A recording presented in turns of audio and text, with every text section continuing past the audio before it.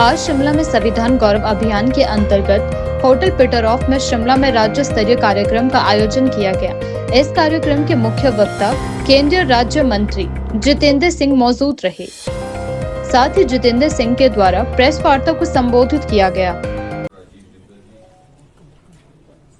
ये केवल आपको इस बात की संक्षेप में जानकारी देनी है कि भारतीय जनता पार्टी ने एक देशव्यापी स्तर पर अभियान प्रारंभ किया है।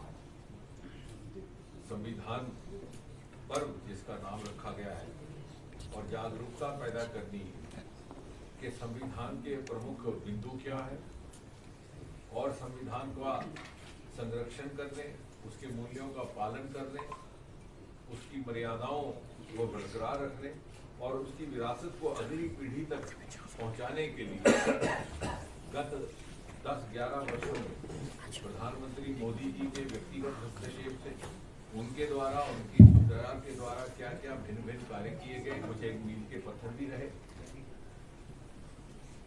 और ये इसलिए भी करना आवश्यक महसूस हुआ कि कुछ एक समय से कांग्रेस पार्टी की ओर से एक दुष्प्रचार देश भर में प्रारंभ किया गया है, जो ये परसेप्शन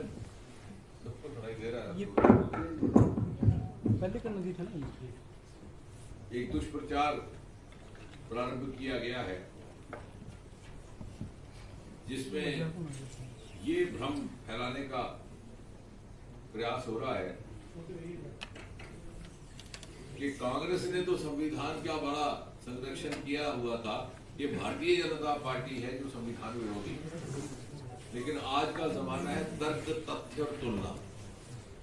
तो आप सारे पत्रकार बुद्धिजीवी हैं, पढ़े लिखे हैं, आपके पास पुराने रेफरेंस भी हैं, तो हमारी आपके साथ वार्ता रहेगी कि तर्क भी ढूंढा जाए, तथ्य क्या है इसकी शिनाख्त की जाए और तुलना की जाए कि पहले क्या था 70-80 वर्ष। लगभग 88 बार कांग्रेस की सरकारों ने 356 अनुच्छेद का उपयोग या दुरुपयोग किया है केवल सरकारें भंग करने के।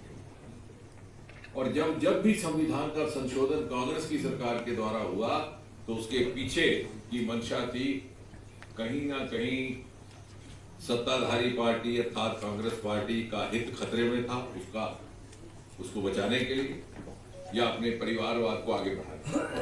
उसके प्रमुख उदाहरण आप जानते हैं, जब इंदिरा जी के खिलाफ उनकी चुनाव का जजमेंट आता है तो एक संशोधन लाया जाता है कि प्रधानमंत्री का पद किसी भी कानूनी चुनौती से ऊपर है, यानी प्रधानमंत्री की इलेक्शन के ऊपर कोई कचहरी में, अदालत में चुनौती नहीं दे सकता। इससे किसका लाभ नहीं, बल्कि जनहित का भी लाभ नहीं है और लोकतंत्र मूल्यों का भी विपरीत है।